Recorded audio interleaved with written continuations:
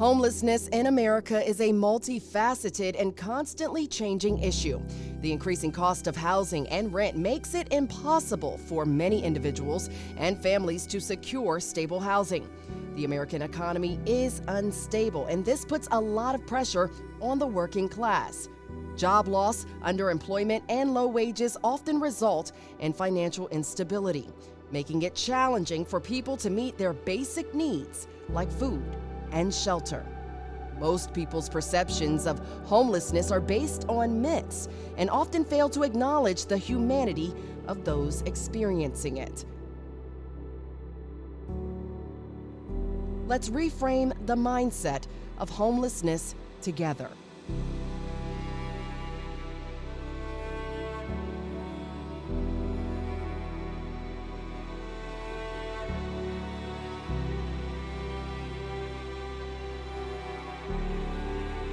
Welcome to Homelessness Reframed. I'm your host, Morgyn Wood.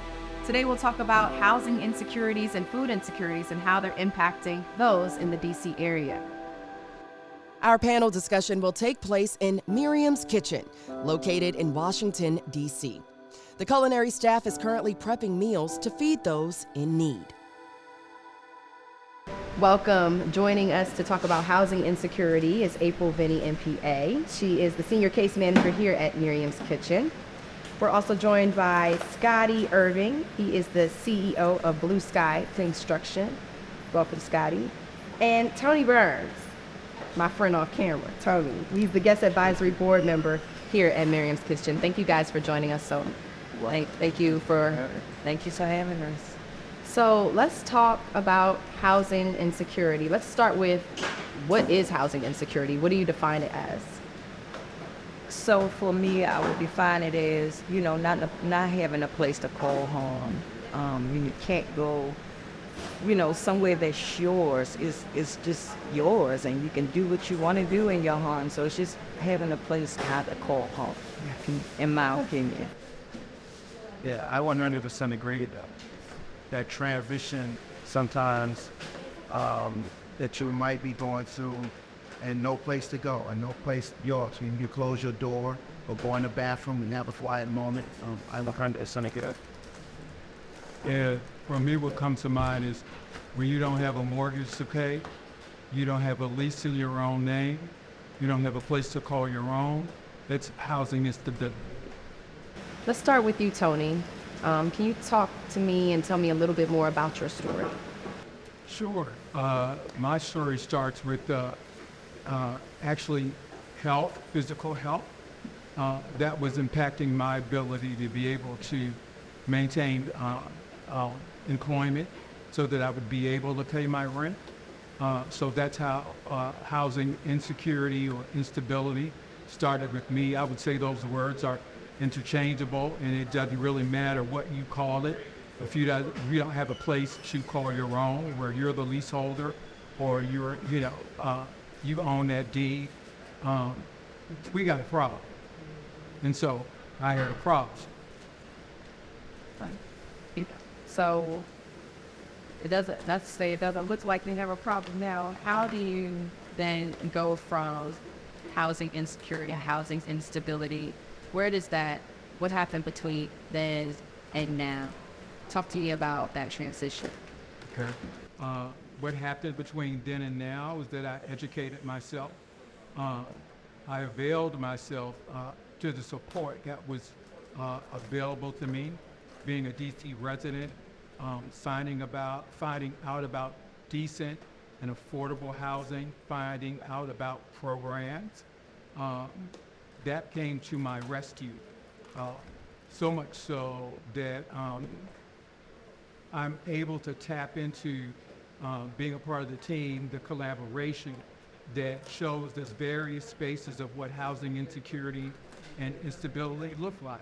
So sometimes it's not always what you see, it's actually what's going on. And so Miriam's Kitchen they were very instrumental in helping me elevate. When I met Miriam's Kitchen, I was already housed. I have a background in advocacy for healthcare, HIV, cancer, etc. But Miriam's Kitchen definitely helped to elevate my housing. I was already housed. I am now a resident of Foggy Bottom and have been a resident of Foggy Bottom for almost 6 years now. So that was then, and this is now. And I'm just happy to be here to kind of spread the word. You know, part of what we do here is we're trying to show the various faces of what homelessness and housing insecurity and instability looks like. It's not always what you think. And we're here to, as a team, a collaboration, show the many faces of what that looks like and how we partner together. Each person has something to contribute, and I'm just happy to be here with brothers and sisters who have a piece of this. I'm very impressed with my colleagues sitting next to me, being in construction, and then without a case manager, you know, you can't get a lot done. So just happy to be here and happy to shed a light from the perspective of somebody with a lived experience. It's worth you educating yourself. It's worth you availing yourself. And then you may find yourself wanting to give back a little bit. I just think that when the narrative has to change, like I'm a big believer that if we say that everything about homeless is bad, we tell that narrative and people get comfortable with it being a bad issue, that we must sell the good side of it so people can get comfortable with that narrative, that it's being reduced, that we are building homes, that we are spending money to create opportunity in homes for homeless individuals.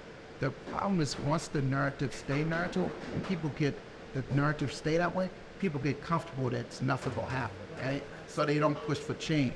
But if people fight for change and knowing that there's some good in there, that fight will continue. It's like a football game. If you're behind by the fourth quarter and you give up, Right. you don't have a chance of winning the game. Yeah. But if you start making momentum, and the fourth quarter comes, you're in the game to win, and you're the underdog, and you in the game, got a chance, you're gonna play a little bit harder to win. And I think the narrative on homelessness, as well as other things, interchange in the city so we can understand that we can really win at this game.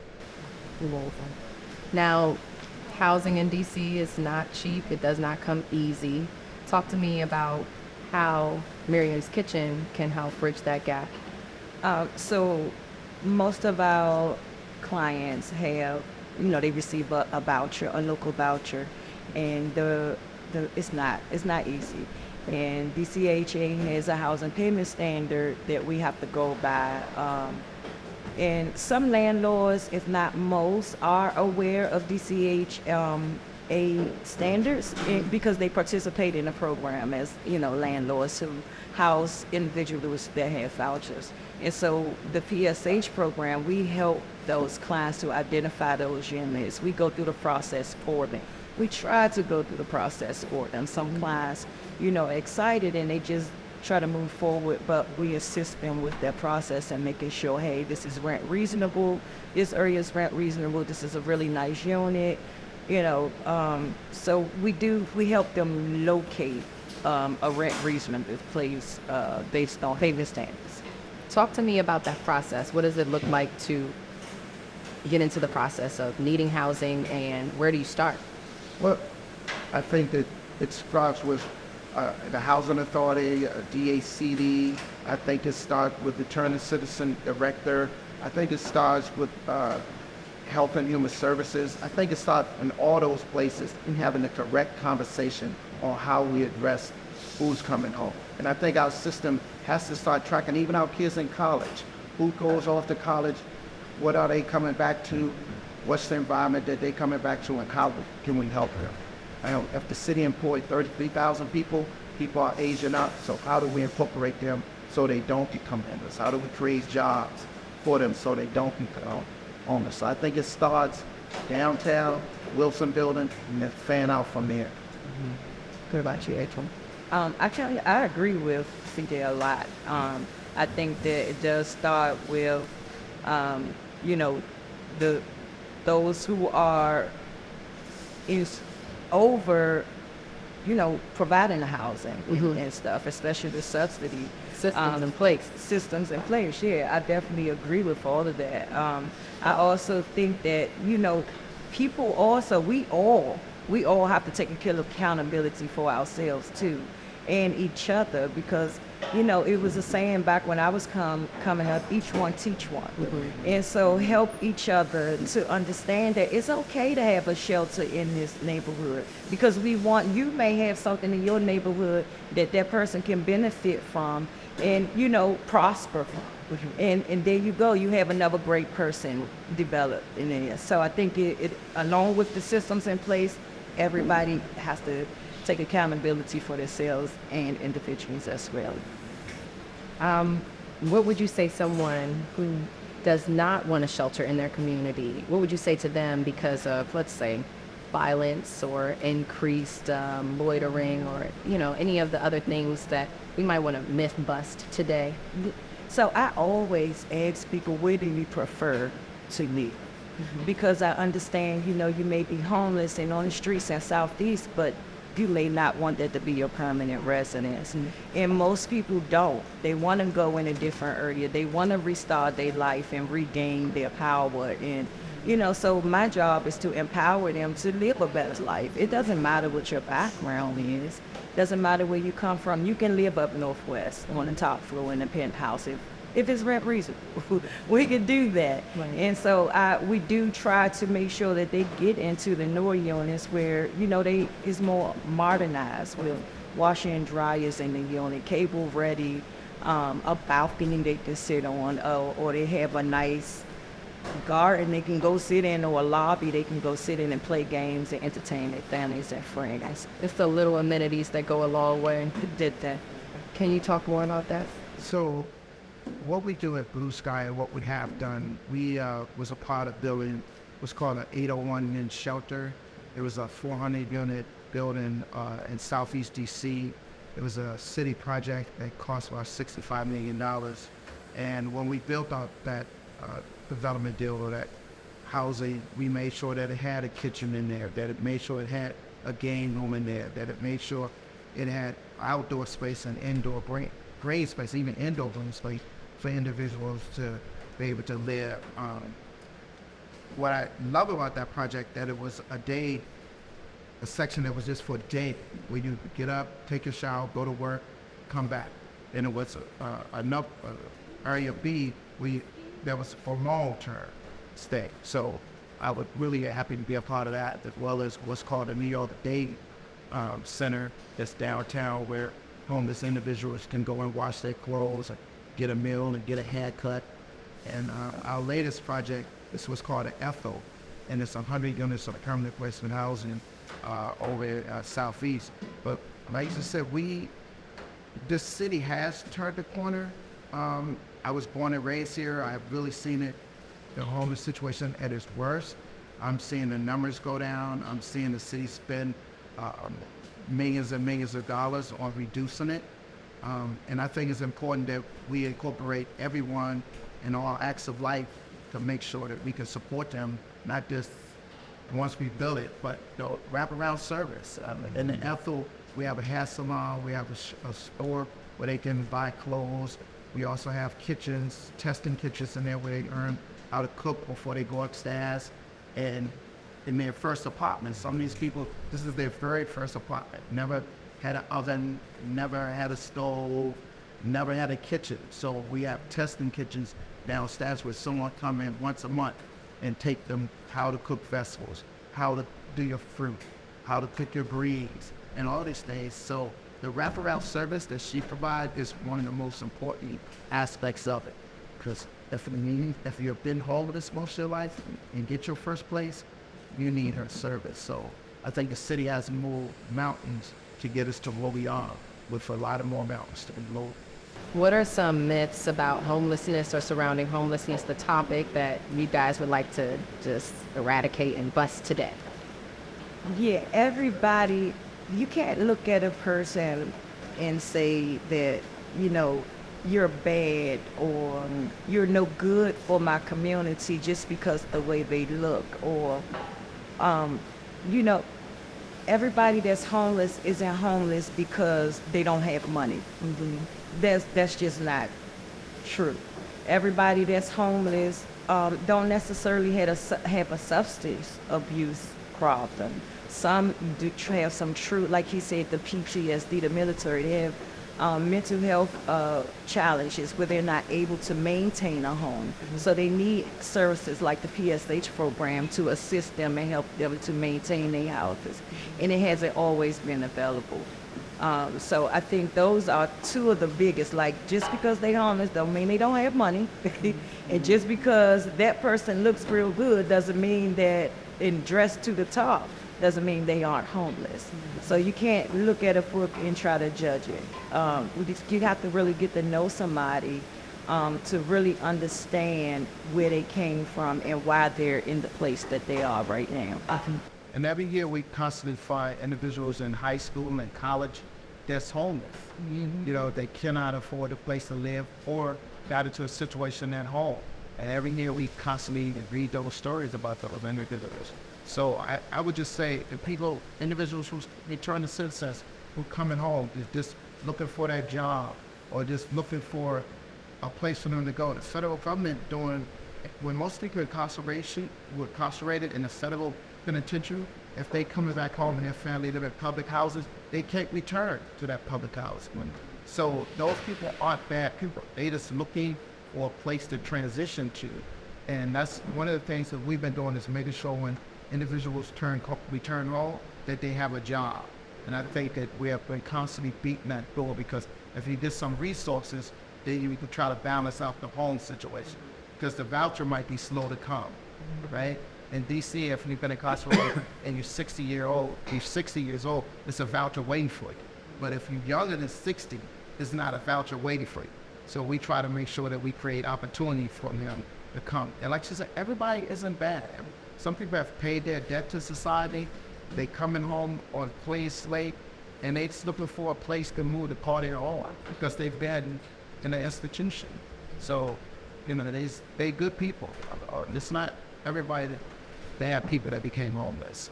Young ladies went to Howard University. I read this story, became homeless because she had a baby in her parents' store, she couldn't come back home. So she ended up in a shelter, right? And she was probably one of the first people that moved into the Ethel to get her first apartment. And so we see all different aspects of people becoming homeless. And actually something. Yes, I'm just echoing what they're saying. I think as far as the youth is concerned, you know, we've got to look at the programs and the services that are available to our youth, particularly in DC now, where we see a rise in crime, and it really entails our youth. Our youth are acting up, our youth are acting out, and they are, because they don't have what they need. And, you know, I'm glad to be a part of this strategic plan for Miriam Kitchen, because we identified issues of homelessness and housing insecurity at its root. And what is at its root is racism. That's at its root.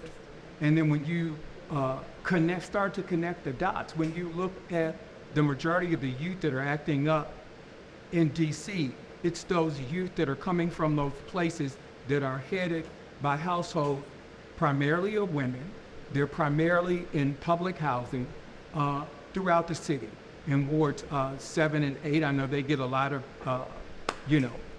airplay because of that. But now we see it in other wards too. So we need the services for our youth. And to talk about something you talked about a little bit earlier, for those areas in the wards, like I'm a resident of Ward 2, there's going to be a shelter coming to Ward 2, but it's going to be innovative, it's going to be hands-on, it's going to have checks and balances, so people who come there, they're going to get the services that they need. There are going to be things required of them so that they could stay there, and then you're not going to be able to stay there forever, but you have a period where you're going to graduate. You're going to be able to elevate. Homelessness takes on many forms and affects us all. Let's break down barriers and debunk myths surrounding it. Myth: people who are homeless should just get a job and then they would not be homeless.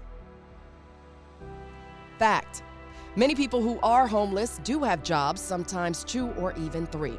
The National Coalition for the Homeless estimates as many as 40 to 60% of people experiencing homelessness nationwide are employed. However, a paycheck does not necessarily solve their homelessness or other challenges. Myth: people who are homeless are dangerous, violent, and/or criminals. Fact: a person who is homeless is no more likely to be a criminal than a person who is housed, with one legal exception: camping ordinances. People who are homeless break that law merely by being unhoused. The reality is that most people spend their time and resources trying to survive and improve their situation. Myth: there is nothing I can do about homelessness. Fact: effectively reducing homelessness will take the entire community working together around this common goal. I hope that by keeping these facts in mind, we can work together towards our common goal of putting an end to homelessness. Let's make a difference in people's lives and offer them the support they need to thrive. So it's a lot of people, especially like in our specific area and outreach that we work with. We cover 33 square miles of the city, which there are definitely like big pockets of people who are staying outside, who we engage with like most often. But it's like definitely a huge deal. We are definitely seeing more people that we're coming across in outreach that need services and connections. So we just do our best in order to like give people what they need. So yes, they are called encampments. There are multiple ones around the city, and just in this like square mile that we have, there's at least like 3 or 4. So some are smaller, like there's some across the street that maybe have 2 of them. We have the biggest one, well, the biggest encampment in DC at this time, just a couple of blocks up there, off 21st and E, with about 40 people, or like more than 40 people, but at least like 40 or plus tents that are there. So that's one that we are definitely like keeping track of, that we're engaging those folks and making them a priority so that we can ensure that people are housed and getting the services that they need. So I know like when we talk with neighbors, when neighbors have questions, we usually tell them like it's very simple. Like these are people. They're people just like anybody else. They have feelings. They have their home. They have likes and dislikes. Like they are a person, and like they need to be treated with individual respect, and they just how you would want, like the golden rule of like treat people as you would want others to treat you. And that is how we go about treating them while we're in outreach and in this field.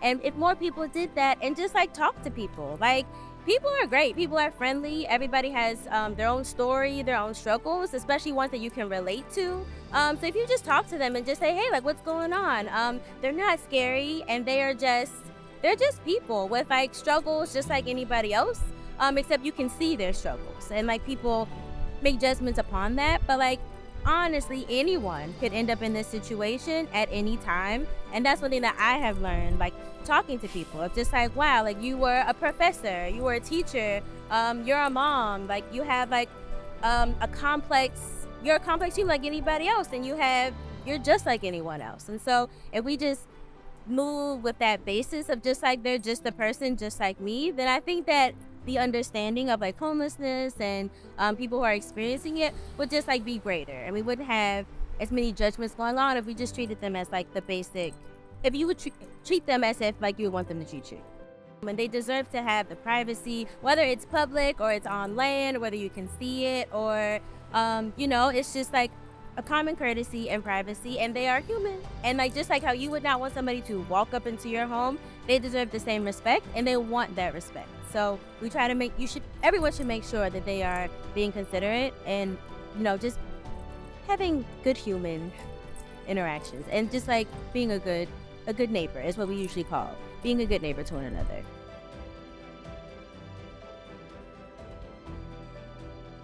The issue of homelessness in Washington, D.C. is becoming increasingly severe.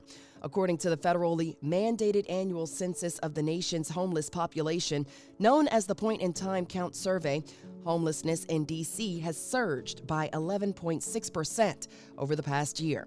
It's important to note that the PIT count only provides a snapshot of the homeless population at a single point in time. The survey is conducted once a year across the United States on a single night during the winter. This year, it was held in late January, and volunteers went out to the streets to speak with homeless individuals. However, some experts believe that the PIT count may miss some housing insecure people who are not visibly homeless. The latest count revealed that there are 4,922 unhoused people in the district, and half of them are experiencing homelessness in D.C. for the first time. To address the issue, the district has funded thousands of permanent supportive housing vouchers to subsidize rent payments for those in need. However, many who have received these vouchers have still struggled to find housing, and hundreds of vouchers remain unused.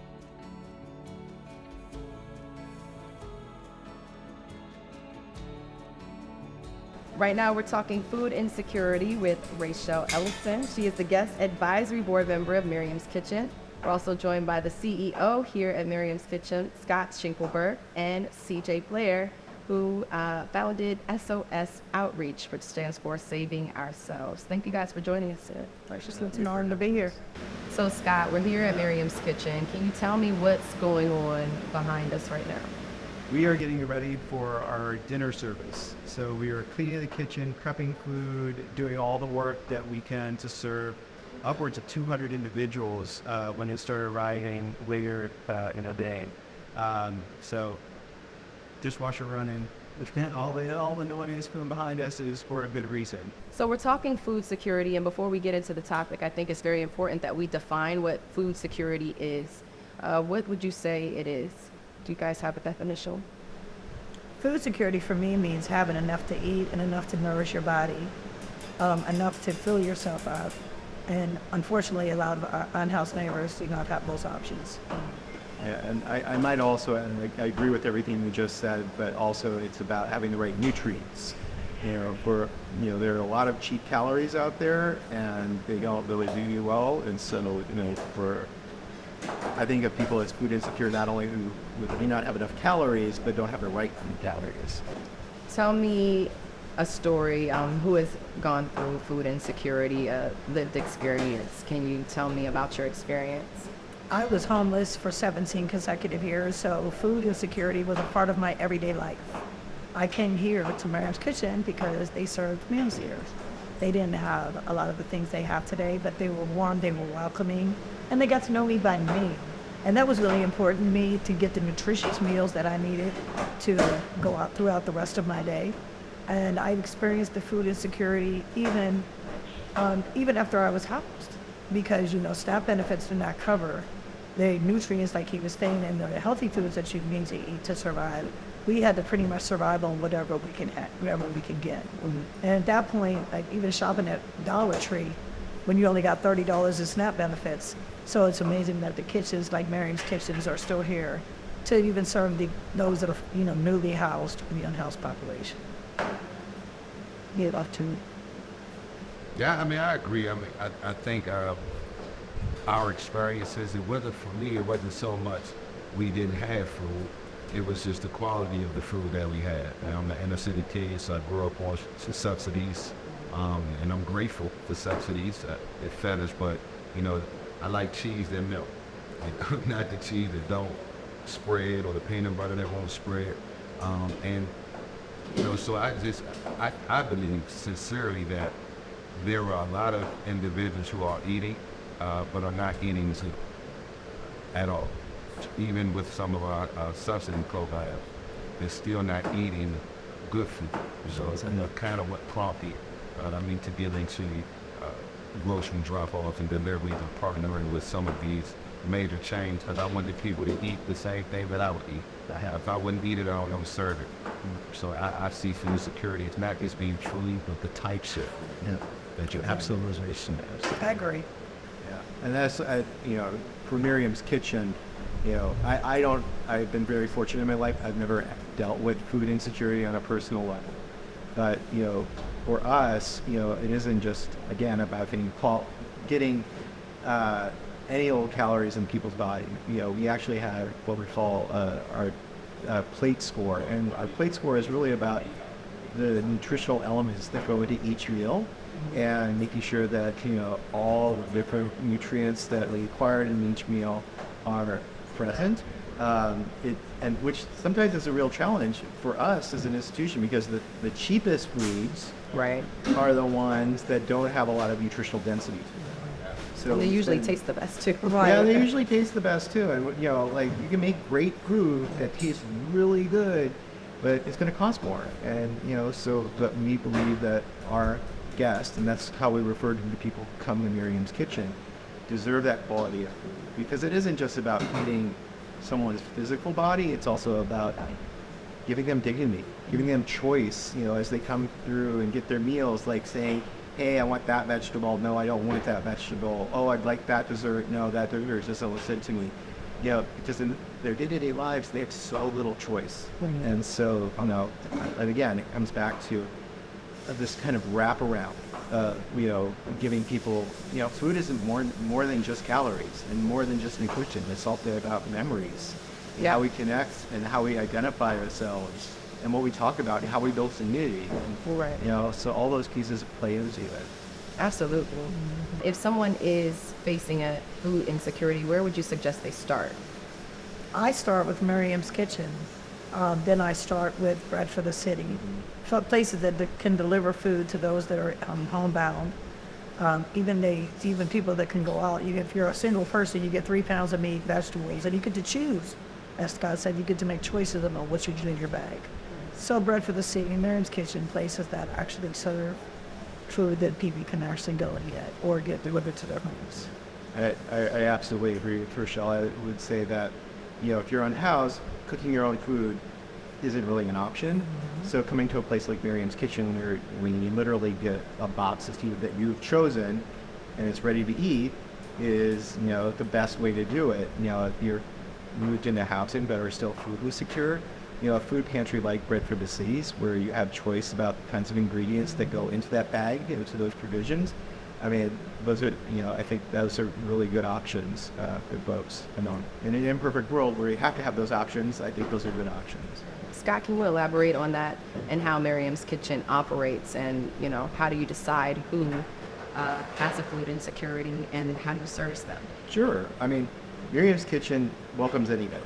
We do not ask questions as you come in the door. Anybody can come in. We do not ask you for proof of income, for your ID, any of that information. If you show up, and everybody is welcome to have a meal. Everybody is welcome to have a meal. So we don't make those determinations. I truly believe that people are showing up at Miriam's Kitchen, that's for a very good reason. That they are trying to take advantage of a system or anything like that. And frankly, I don't care. If they want to come in and get a meal, come in and get a meal. For us, it's about meeting the need of people coming through the door, right? In the last 6 months, our numbers have been up probably anywhere between 35 and 40% in terms of the overall food demand that we've seen coming through this dining room. We serve for an hour, and then, line will literally be out the door 15 minutes, 20 minutes past the hour when we stop service, and we keep going because we want to meet that need. And so, we always do it. We've never cut corners on quality. We've always been able, even with an increased volume, been able to produce really healthy, really appealing meals for folks. And, when people leave, they have this nutritious meal, and either they sit in the dining room and eat it, or they, weather's nice outside, they take it outside, or they take it wherever they want. So that's for our unhoused folks, and for the housed folks, we produce extra meals here at Miriam's Kitchen. We freeze those meals, we deliver them to people. We have groceries that we stock and donated from various institutions that we then deliver to people as supplemental food. We connect them with agencies like Bread for the City that have a more established food pantry program. So that's kind of how we attack it on a couple of different levels. That sounds amazing, but I can't imagine that this work happens without challenge. So what are some challenges that you face? Well, a lot of it has to do with, I would say there's twofold. One is, this program is entirely paid for through donations. Before the pandemic hit, we had also been able to get a lot of in-kind produce and other donations, and we're still able to do so, but across the pandemic, that just dried up. It was completely gone. Like, there was this month after all the restaurants closed that we got all of this produce, stuff that was still good, and we're able to use it. But, as the pandemic wore on, that was not the case. And even with the increased demand, getting the amount of donated food to be able to use that increase is not always possible. So we rely on, for monetary donations from people to not only pay for those things that we can't get donated, but for all the amazing chefs that we have that prepare the food. And to coordinate our work with volunteers. Another challenge across the pandemic was we had to limit the number of volunteers that were engaged in the program. And that was the lifeblood of Miriam's Kitchen for most of its 40 years, was having volunteers helping prepare meals. It's a way of keeping costs down, bringing people into the community, really engaging in their issue. And we had to really curtail that across the pandemic. So even though the pandemic is over, we are still in the process of rebuilding our volunteer pool and getting people back in the kitchen. It has not been helped by the fact that a lot of people do remote work, and so they would stop before they went to work or after they went to work to do a shift in the kitchen and help out. And if you're not coming into downtown DC to do, your office work, you're less incentivized to stop by Miriam's Kitchen before or after. So it's been a little bit of a challenge kind of reestablishing what the new norms are. Talk to me about what it's like here at Miriam's Kitchen. What is the environment here? The environment here is warm, inviting. You're going to get a nutritious meal. Now they have case management services. They're amazing when trying to get you from match to Lisa in the shortest amount of period of time. And everybody, and I can say everybody they hire that works here has the same spirit. It is inviting, warm, will treat you like you're on equal footing and equal ground.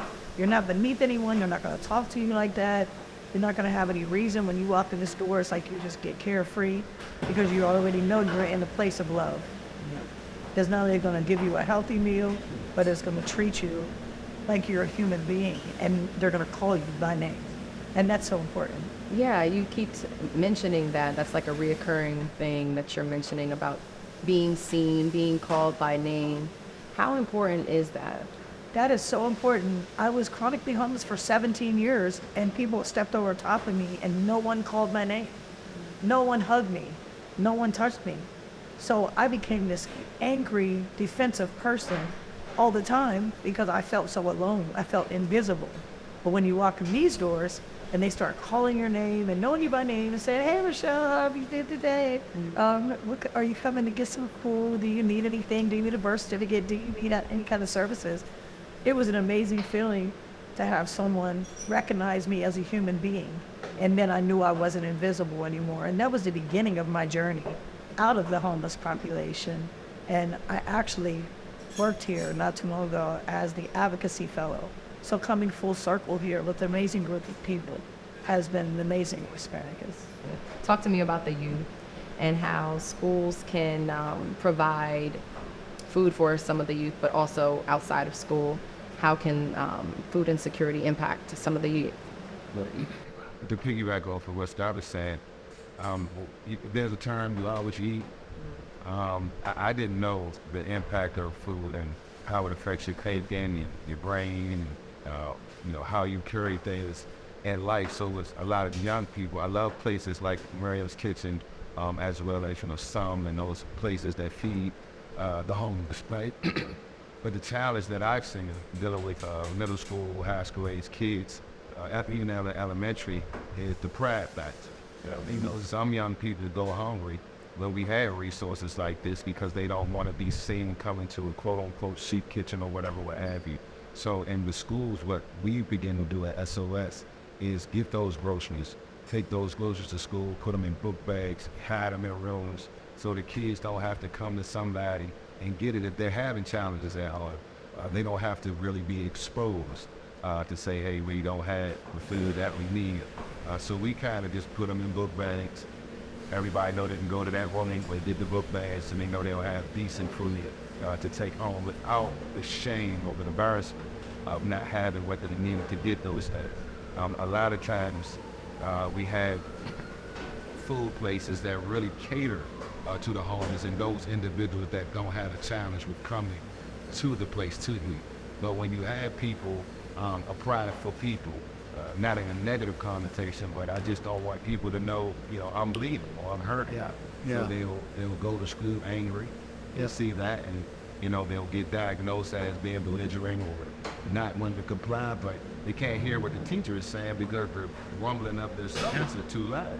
So how do we then get them the resources and the food that they don't know that they need? Because we prefer the quick thing.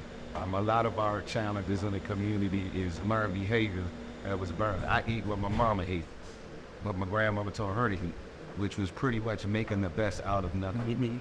So that becomes our habit. Now, we love soul food, but we have hypertension and high blood pressure. So I think along with providing food for individuals, we need to begin to educate them on the importance of food and the types of food that you're eating, because we don't like vegetables, right?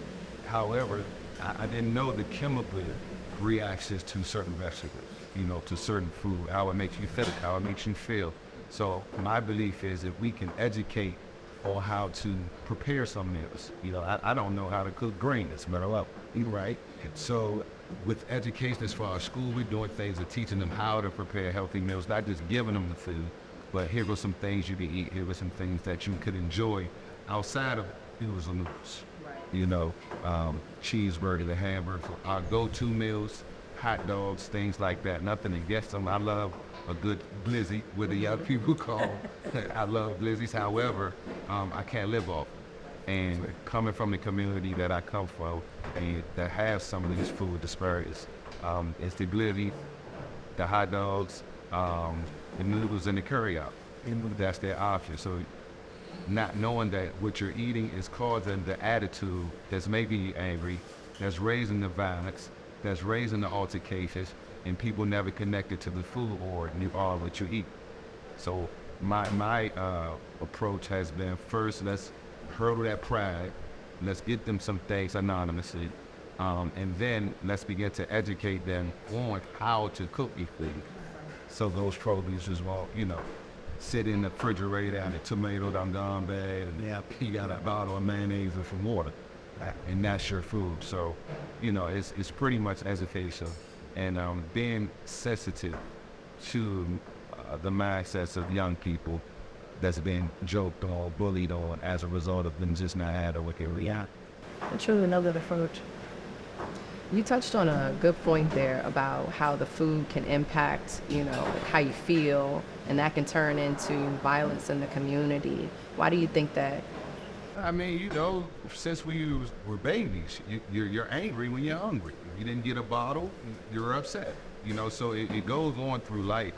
And a lot of these young people are dealing with challenges that they didn't have a breakfast this morning. But I come to school with an attitude because I'm hungry. And nobody ever asked why I have an attitude. I'm just diagnosed as he's bad or she's bad. And then that creates an issue. So, it's a lot of how to process your emotions. Everything we do is really tied to mental health. But I didn't know the food and the connections to bad mental health. Yeah. Talk to me about how can some urban gardens and other local food resources help communities, especially in food desert areas. I myself actually have a card that $40 a month comes on, and I still have it today, where I can go get fresh fruit and vegetables from the fresh farm markets. Nice. So that's available, and I can go pick what I want: cucumbers, tomatoes, lettuce, fruit, whatever I choose. And it's an awesome feeling to be able to have a choice, like Scott was saying when they're cooking here, and they're choosing their meal, to choose the vegetables you want. So the Produce Plus card is out there, and they put $40 a month on there. All you have to do is apply and get accepted. We have some, in Pennsylvania, I work with different school districts across the country. What I'm trying to do is teach healthy meals, how to prepare healthy meals. So connected to some of the schools and some of the resource buildings that we have, we do community gardens. So we teach the young people how to plant their trees, how to plant turnips, how to plant tomatoes, so forth and so on. And from that community garden, they can go from garden to table. So it's a wild experience for a young person to eat a tomato that he planted. Right. So those are some of the things that we're trying to do here at SOS, to get young people, to get people in general connected with just produce. We also have a lot of partnerships with like Whole Foods, Trader Joe's, those places, produce sections where they would bring us the groceries. I deliver about 3,000 pounds of groceries every week, like in communities, people we know, people you don't know. They may set up on Georgia Avenue and just come get what you want. But I've been fortunate and blessed actually to have some great corporate partners that's able to give us the food and knowing that we're going to give that to the community. And I love, our Whole Foods connection and Trader Joe's especially, because we don't just get the packaged food, but we also get the pre-made food. Yeah. So we have DC, has the highest homeless rate amongst teenagers in the nation. So there's a lot of couch surfing that's going on. There's a lot of young people eating the cheddar and cheese from the 7-Eleven out the box, and that's their meal. They're not concerned about any produce or anything that nature. So I'm just grateful for our community partnerships and the neighborhoods that we go into to be able to get them the meals that they need, but I'm even more excited about the community gardens and things of that nature. I want to get into farmland. I want to raise some chickens. I want to raise, cows and things of that nature, so we can really begin to feed our community by educating them. And when you teach a man to fish, he can go get some fish, or we could keep giving them fish. Right. So, but we can't fish without rods and hooks and those type of resources. Right. We need the donations. We need those funders to help you be able to equip your people to do for themselves, because we don't want people to stay dependent on us. We want you to eat, but we don't want you to stay dependent. We want to teach you how to do those things, and I think those of us don't know. My rules didn't say thing my faith, right? So when I read the Bible and it's talking about, you have to go hungry. Like, how did I let you go?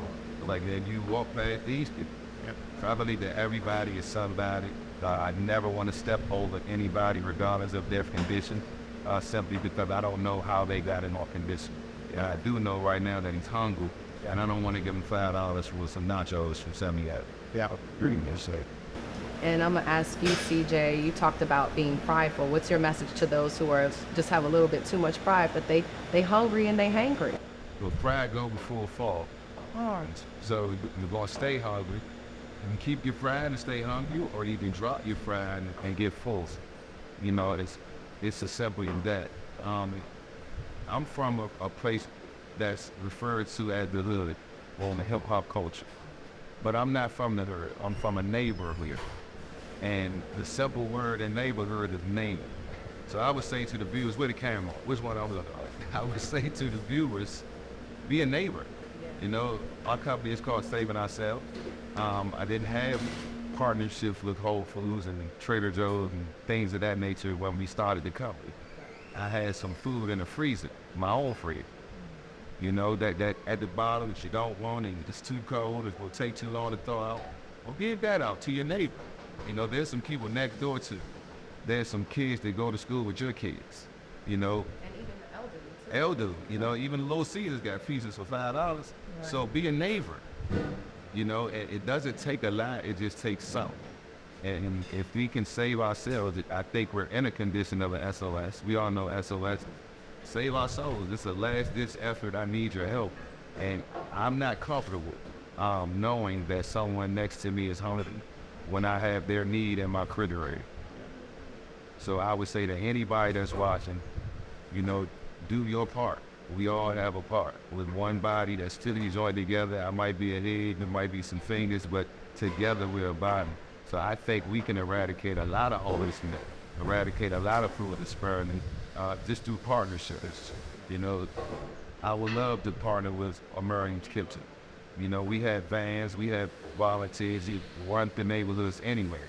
But if we're not neighbors and everybody has a hood mentality and not a neighborhood mentality, then we're going to continue to see the inequities, we're going to continue to see the violence rise. So we can stop a lot just by being neighbors. It takes a village, so let's become that village. What's your message to some people that may be like on the outside to, let them know that you are human and you do want to be seen, you do want to be hugged and revered as a person. So what are some immediate changes that, people can make to close that gap? I think the changes that they can make is changing their thought process about being in a soup kitchen and just knowing that this is a family feeling when you walk in here. When you walk in here, you're not only going to see people that recognize you, but the staff are going to treat you as a total human being and let your guard down and let someone help you.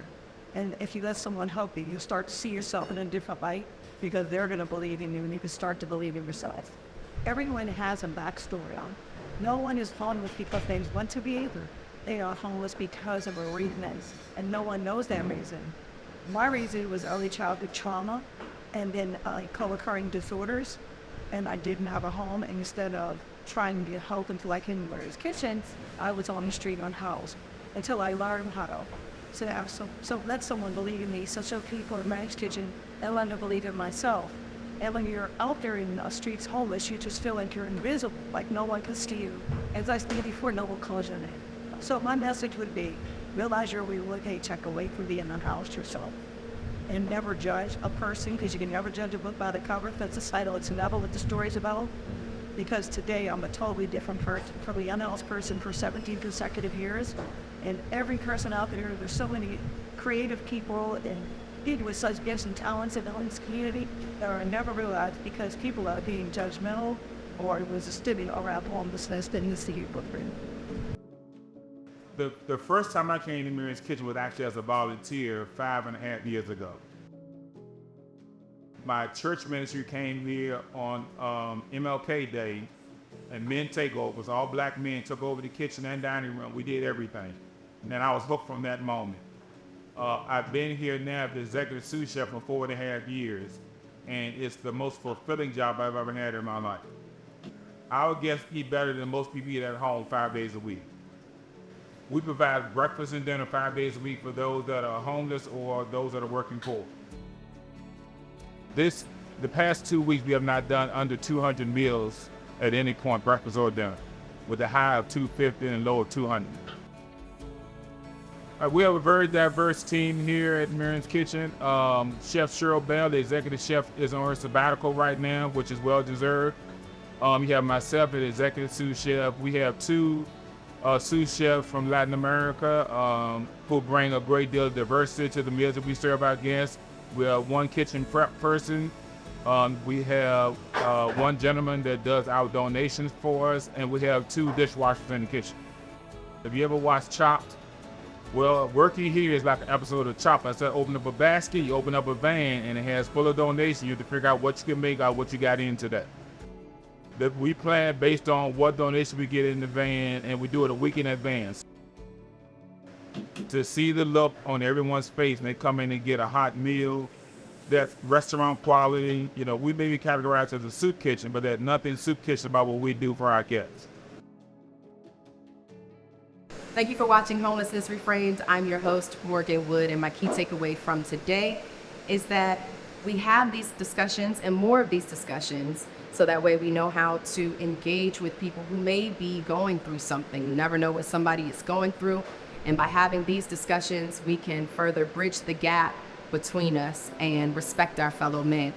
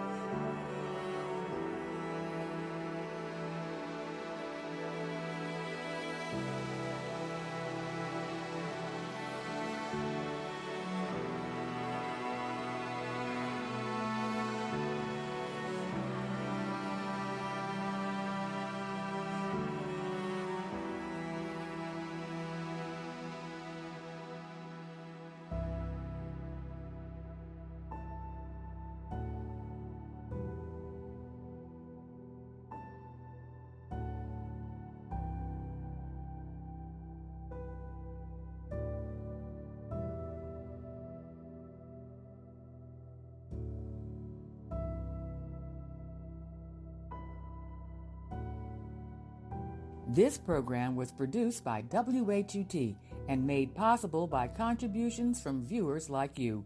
For more information on this program or any other program, please visit our website at WHUT.org. Thank you.